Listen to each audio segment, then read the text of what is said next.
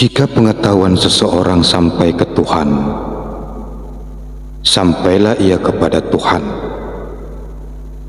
Jika pengetahuan seseorang hanya sampai ke zat, maka ia hanya sampai kepada zat saja.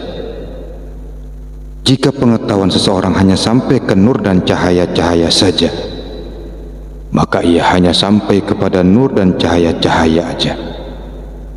Awalu wa khalaqallahu nuri nabiyyika ya Jabir wa khalaqa minhul asya' wa anta tilkal asya'. Yang mula-mula sekali diciptakan Allah adalah cahaya nabimu, cahaya ilahi. Diciptakan dari cahaya ilahi itu Nur Muhammad. Mengenai Nur Muhammad ini Allah berfirman, lau laka lama khalaqtu aflaka.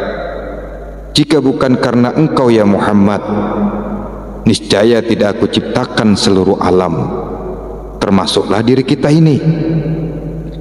Jadi jelaslah kejadian Nur Muhammad itu dari cahaya Allah.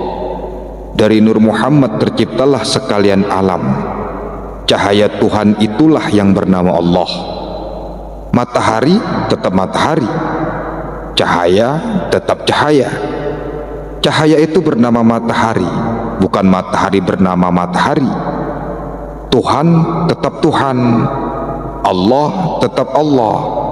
Allah itu nama bagi zat, ismu zat. Tuhan tidak bernama. Yang tidak bernama itulah yang menciptakan segala-galanya. Cahaya Allah itu zat mutlak, zat yang tidak bersifat. Sebelum ada sifat, tentu hanya zat yang ada. Sebelum ada zat, tentulah hanya penuh kosong. Kosong sekosong-kosongnya, tidak ada sesuatu. Tuhan itu tertinggi dari segala yang tinggi. Tuhan itu terlebih maha suci dari segala yang maha suci. Itulah sebabnya Tuhan disebut Qadim, yang terlebih azali. Al-Quran selalu menciptakannya, tetapi banyak orang yang tidak paham dengan apa yang dibicarakan. Bagaimana memasang makrifat kalau tidak tahu? Semua ada di dalam kitab, tetapi tidak dijelaskan. Kitab ini hidup di dalam nyawa, karena di sekitar kita ini ada zat asam.